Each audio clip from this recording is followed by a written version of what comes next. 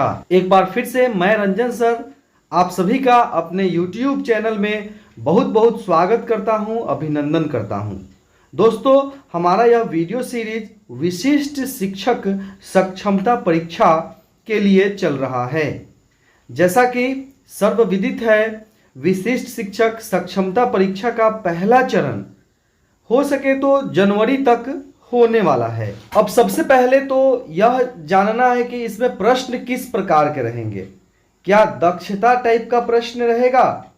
तो दोस्तों, मैं आप सभी को ये बताना चाहूँगा कि सक्षमता परीक्षा में बेसिक लेवल का ही प्रश्न रहेगा, ज़्यादा एडवांस लेवल का प्रश्न रहने की उम्मीद नहीं है।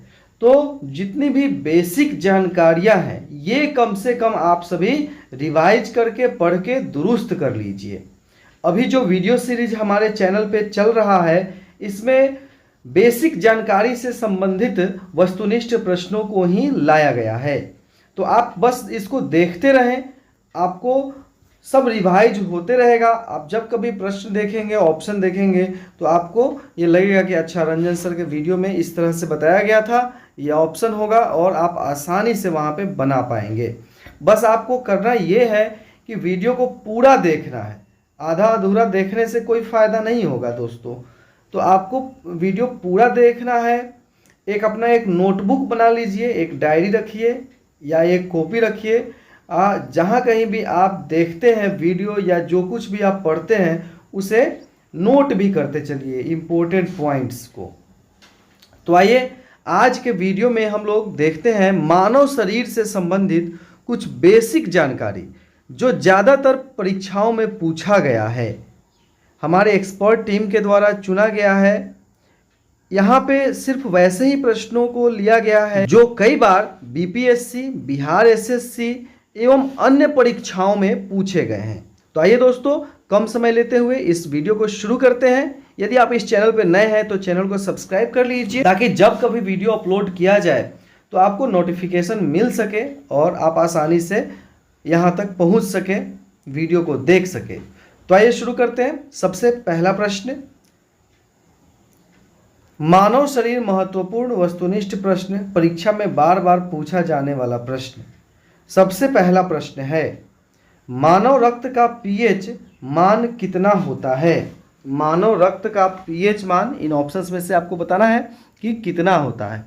तो इसका सही उत्तर है दोस्तों ऑप्शन बी, 7.4। मानव रक्त का पीएच मान होता है 7.4।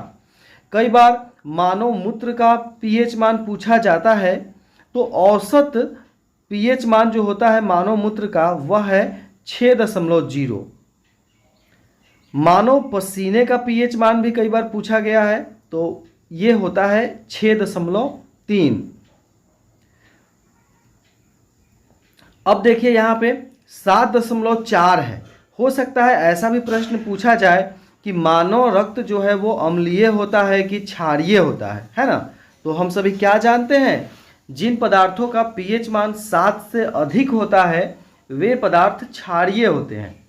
तो मानव रक्त कैसा होगा? क्षारीय होगा। ठीक है दोस्तों, तो यहाँ पे एक प्रश्न में कई प्रश्न आपके कंप्लीट होते हैं। आप इसे नोट करते चले या पीडीएफ मंगा करके अपने पास सभी प्रश्नों का रिकॉर्ड रख सकते हैं। दूसरा प्रश्न देखिए, लाल रक्त कण का निर्माण कहाँ होता है? काफी महत्वपूर्ण प्रश्न है। लाल रक्त कण का निर्माण कहाँ होता है दोस्तों? तो इन सभी ऑप्शंस में से आपको बताना है। यदि आप इसका उत्तर जानते हैं तो प्रश्न संख्या के साथ हमें कमेंट के माध्यम से बताएं। तो सही उत्तर हो जाएगा दोस्तों इसका ऑप्शन ए, अस्थि मज्जा में, बोन मैरो जिसे कहा जाता है। तो लाल रक्त कण का निर्माण कहाँ पे होता है? तो अस्थि मज्जा में होता है दोस्तों।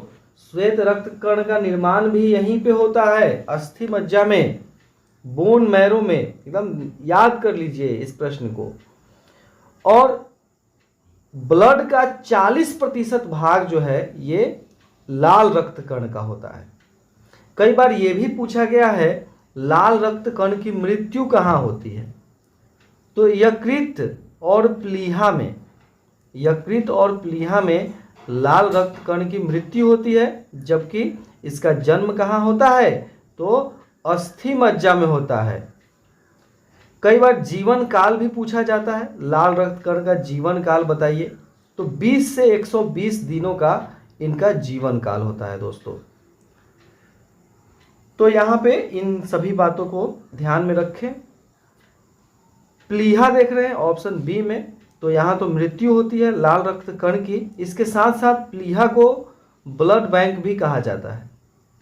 आप ध्यान में रखें, अगर पूछा जाए कि शरीर में ब्लड बैंक किसे कहा जाता है, तो सही उत्तर क्या होगा?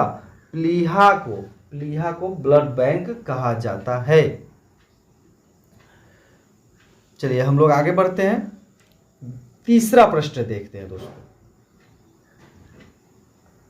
रक्त का कौन सा भाग शरीर को संक्रमण से एवं बाह्य पदार्थ से रक्षा करता है ना? अर्थात आपको बताना है कि रक्त का सिपाही कौन है, मानव शरीर का सिपाही कौन है जो संक्रमण से एवं बाह्य पदार्थों से रक्षा करता है। तो इस प्रश्न का सही उत्तर हो जाएगा दोस्तों ऑप्शन बी, श्वेत रक्त कणिकाएं। श्वेत रक्त कणिकाएं शरीर को संक्रमण से बचाता है। ठीक है, इसे शरीर का सिपाही के नाम से भी जाना जाता है, WBC, व्हाइट ब्लड क्रप्सल्स। ठीक है दोस्तों, चलिए आगे बढ़ते हैं हम लोग। चौथा प्रश्न देख लेते हैं। सभी प्रश्न काफ़ी महत्वपूर्ण है दोस्तों, विशिष्ट शिक्षक सक्षमता परीक्षा के लिए, साथ में BPSC फेज 2 शिक्षक भर्ती परीक्षा के लिए भी। तो चौथा प्रश्न है यहाँ पे, भोजन का पाचन प्रारंभ होता है। आपको बताना है भोजन का पाचन कहाँ से प्रारंभ होता है। तो इस प्रश्न का सही उत्तर हो जाएगा ऑप्शन ए, मुंह से। भोजन का पाचन मुंह से ही प्रारंभ होता है। जब चबाया जाता है भोजन को तो वहीं से उसका पाचन शुरू हो जाता है। आइए दोस्तों आगे बढ़ते हैं हम लोग। पांचवा प्रश्न देखते हैं। मानव शरीर की सबसे लंबी कोशिका है। मानव शरीर की सबसे लंबी कोशिका कौन सी है, ये आपको बताना है। तो सही उत्तर हो जाएगा इसका ऑप्शन सी, तंत्रिका तंत्र। तंत्रिका तंत्र सबसे लंबी कोशिका है। लेकिन अगर पूछा जाए कि बताइए मानव शरीर की सबसे बड़ी ग्रंथि कौन सी है, सबसे बड़ा अंग कौन सा है, तो इसका क्या आंसर होगा? तो जो बी ऑप्शन में आप देख रहे हैं, यकृत, लीवर, ये मानव शरीर की सबसे बड़ी ग्रंथि है, सबसे बड़ा अंग है। सबसे छोटी ग्रंथि दोस्तों यदि पूछा जाए तो पिट्यूटरी ग्रंथि जो है वो सबसे छोटी ग्रंथि होती है, जिसे मास्टर ग्रंथि भी कहा जाता है, मास्टर ग्लैंड भी कहा जाता है। किसको कहा जाता है?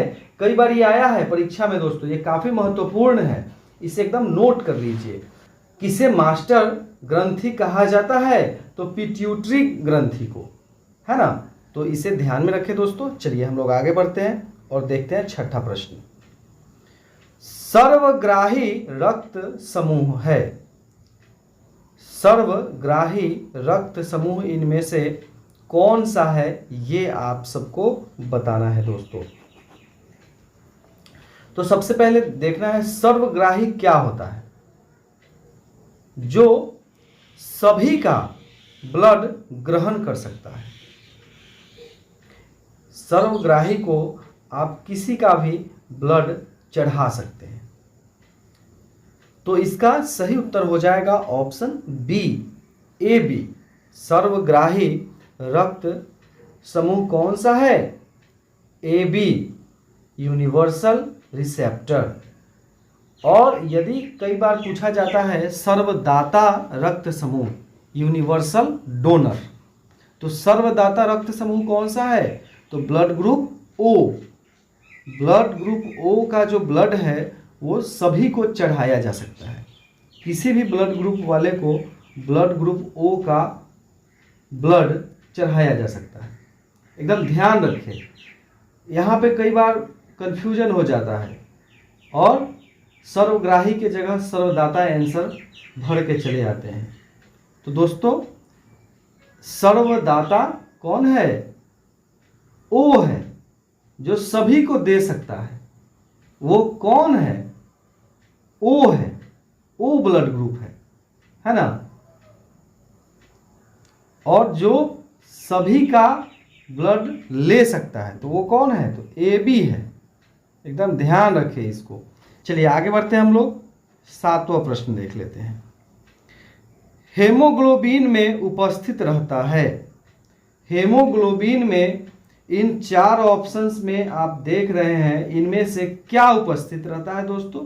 ये आप सभी को बताना है।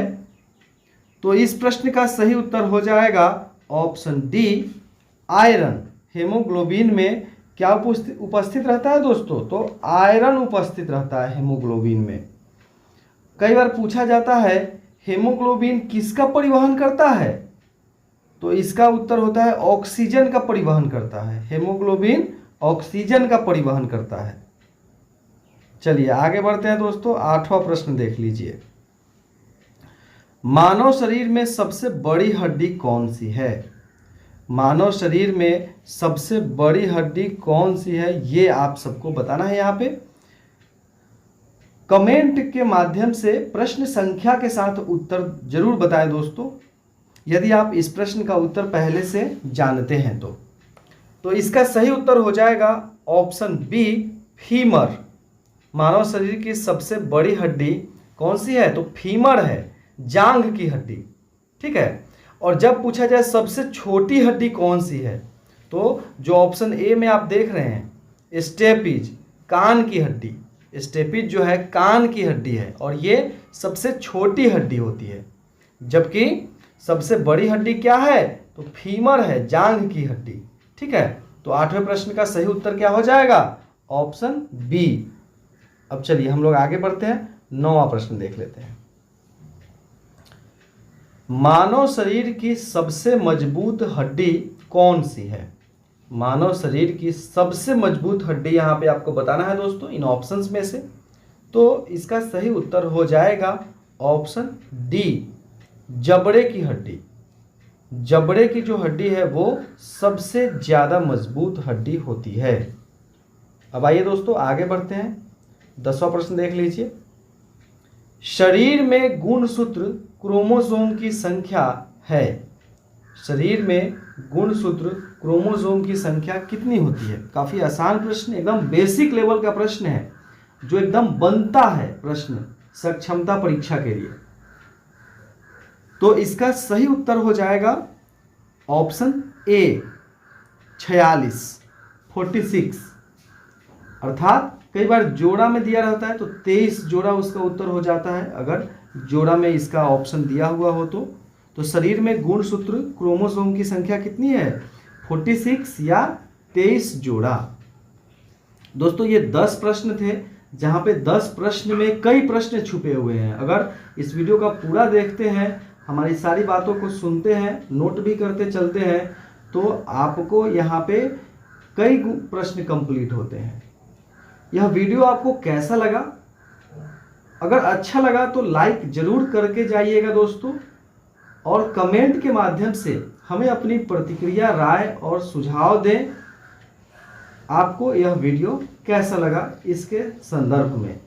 दोस्तों यदि आप विशिष्ट शिक्षक सक्षमता परीक्षा व्हाट्सएप ग्रुप से जुड़ना चाहते हैं तो हमारे इस नंबर